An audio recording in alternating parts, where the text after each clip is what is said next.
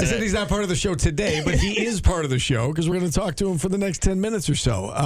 How's your hotel room? Any spare fingernails that you need to worry about? You know, it's funny you asked that, Steve, because I did the show, of course, Drive Time here from this setup yesterday, and everyone was commenting that this hotel room looks so bleak and like a Red Roof Inn.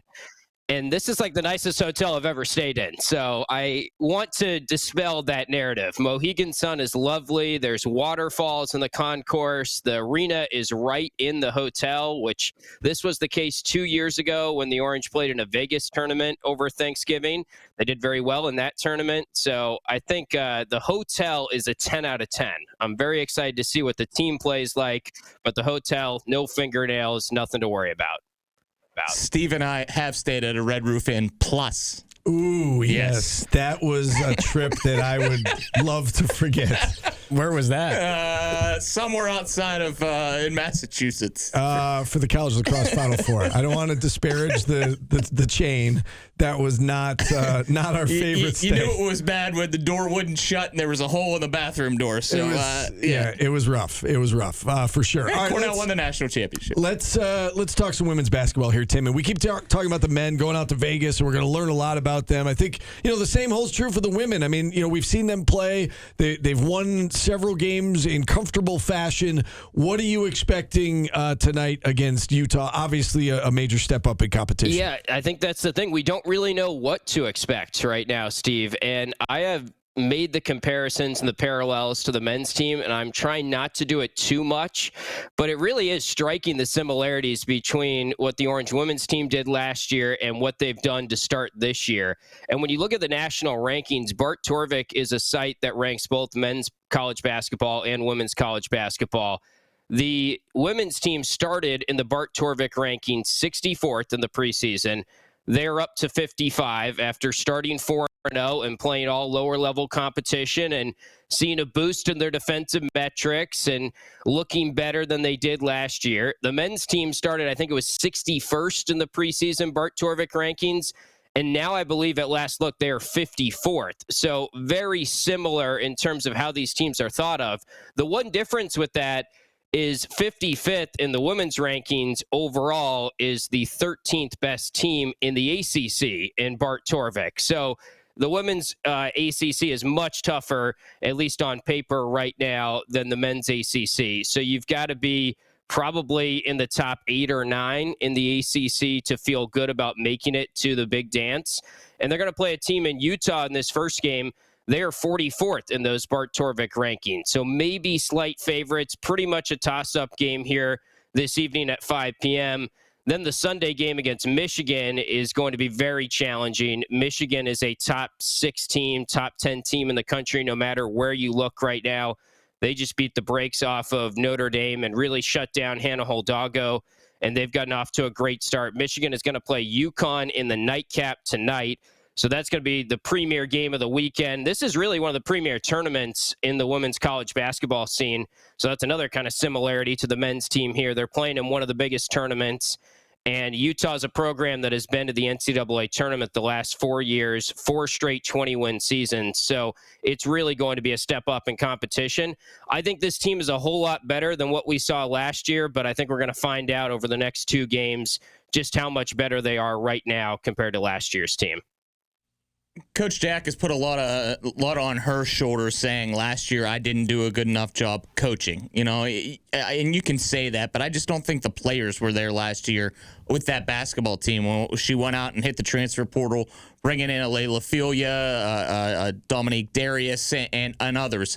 How has this core that she brought in helped to kind of spark this nice start by them? Yeah, I think she learned a lot about last year's team and understood that the style she wants to play, and she wants to be a coach that has a defensive-minded ball club, and they honestly just weren't quick enough defensively last year, and it feels like they addressed that in the portal and in what they did in the freshman recruiting scene as well, bringing in some quicker, more athletic players. Of course, Zoje is top of the list there, and she has been really exciting to watch through the first handful of games. And I'm really eager to see how she stacks up now as she starts to play against power conference competition. So I think you're right, Mario. I think they really just didn't have the players last year, and defensively, it was tough to watch them at times. And the one interesting thing about the defense this year, Coach Jack in the first 3 years has played a lot of that matchup zone defense that she played a lot at Buffalo and in a lot of her previous stops as a head coach as well.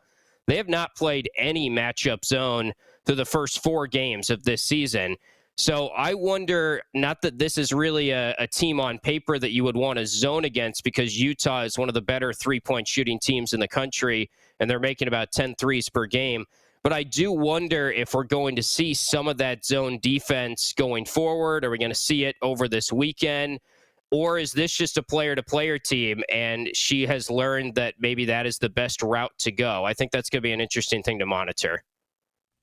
Tim, how important is this 2-game, multi-team event for Syracuse as it pertains to the NCAA tournament? Because we know the ACC is arguably the best conference in the country when it comes to women's basketball, so there should be plenty of opportunities there to beef up their resume. They do have Auburn in the ACC-SEC Challenge, but does this feel like they need to win at least one of these to, feel like their resume is in good shape, or can they lose, both these games and still be okay? You probably need the Utah game, honestly, to be considered a bubble team coming out of the non-conference stretch. I mean, right now, I don't think anyone has Syracuse on bracketology.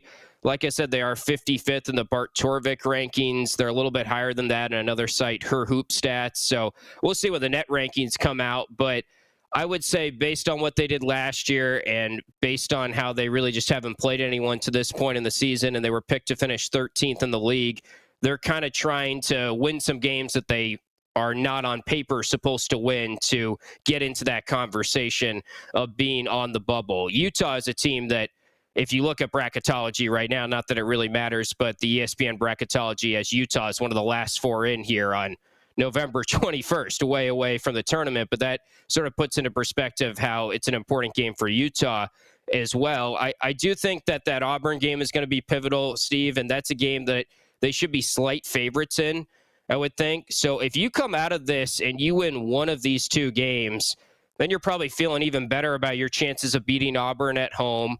And SMU is an early ACC game kind of right after that. That should be a winnable game on the road as well.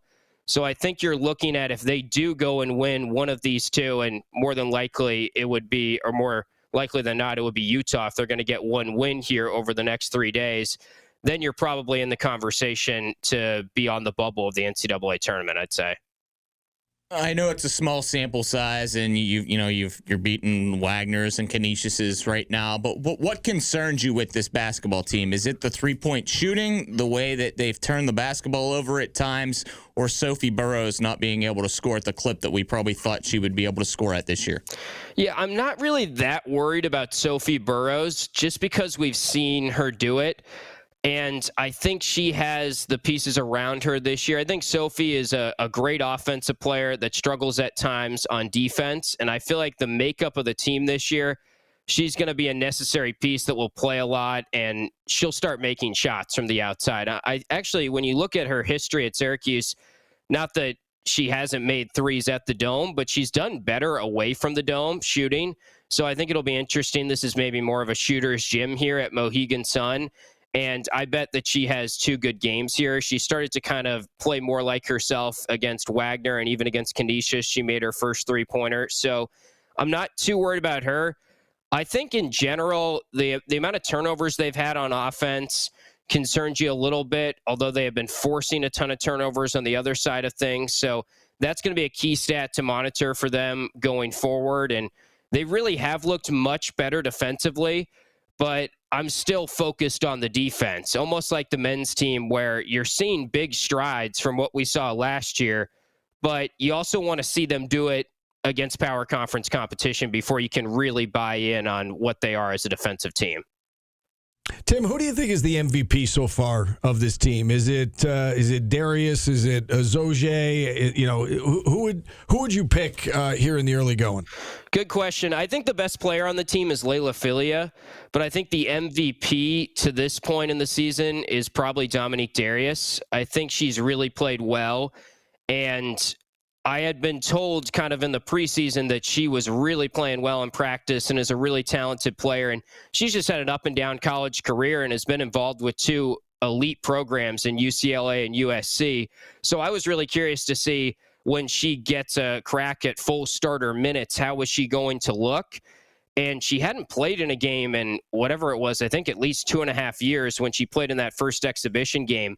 And she did just look kind of nervous and tight. And it seems like from that point on, she's been what she has been in practice and what she was when she was a highly ranked high school recruit. And it makes perfect sense that she would be one of the better players on this team when you look at her pedigree. So I think Dominique Darius is maybe in a way their most valuable piece going forward, because I feel very confident in Layla Filia, and she's already done it at this level. And yes, she's coming off an injury, so there was a little bit of a concern there, but she looks the part and looks like a player that was an all Big Ten first-team selection at Michigan, and it'll be fascinating for her to go against her former team on Sunday. Also, Utah's got a player that transferred from Michigan, their starting center, Kyra Evans, who was a former teammate of Layla Filia in this game tonight as well. So she's going to know a lot of players on both of these teams. But I think Azoje is going to be really exciting. I think those are the three best players on the team that I just named: Darius, Filia in the backcourt, and then Azoje. And that doesn't include Sophie Burrows, who was maybe at times the best player on the team last year. So that speaks to how much better this year's team could be. You touched on Utah just a little bit, and you know they make 10 3-pointers a game. What else should we be worried about the Utes today if you're watching the game? Yeah, Utah is off to a 3-1 start. They lost in their first game against Power Conference competition to a ranked number 25 Washington team on the road. The game was tied at the half. They ended up losing the game by 11 points, 72-61. They are a very good shooting team. They play a lot of 5-out on offense, and up and down their roster, pretty much everyone can make a 3-point shot. So that's the biggest thing, I think, in the scouting report for Syracuse, is not allowing them to get going from the outside. They're attempting almost 28 threes per game on the season, and Washington did a good job of holding them in check. Washington held them to 5 of 17 shooting from 3. The other 3 games were against kind of lower level competition, and they made double-figure threes in all of those games. So they're a very balanced scoring attack, and definitely a program that has a lot of pedigree, a lot of veterans on this team. They're picked to finish 6th out of the Big 12, which is, of course, a good conference, and they finished 6th there last year. So I think this will be an NCAA tournament team this year, and we know Michigan definitely will be an NCAA tournament team. So I really do feel like this Utah game is very important, though, for Syracuse coming out of the non-conference schedule and thinking, you know, it was a successful non-conference schedule. If you get this win, it can really set the table for them to be viewed as a different team going forward. All right, Tim, we've got less than a minute left. You're not going to be in South Bend because you're obviously tied up calling women's basketball. But give me a prediction for tomorrow. Do you think Syracuse football is able to keep it within 35? It's sad that that's the question, but it has to be the question. I think probably not, if I had to pick. I mean, I think we've touched on it throughout the week. Notre Dame has a lot of incentive to run up the score here. I do think Joe Filardi is going to look better than he did against UNC, and hearing Fran Brown talk about him throughout the week and how much that he has improved in practice and he's getting all the first team reps, I think there's something to be said for that. So, I mean, it's going to be interesting to see how Filardi does on that stage, and we'll still be monitoring how some of these young guys look, and there's still a lot of reasons to watch this game, but it's hard to imagine this game is close just because Notre Dame is at a point in their schedule where they have a lot of incentive to give it their all and run up the score here. So I'm sure Fran Brown will get his guys ready to go. I'm sure they're very excited for the opportunity. It's just hard to have a ton of faith right now in the team, given what we've seen from the quarterback position. All right, 5 o'clock tip tonight, Syracuse and Utah. You hit the air at 4:45, I assume? Yes, 4:45 pregame. Yep.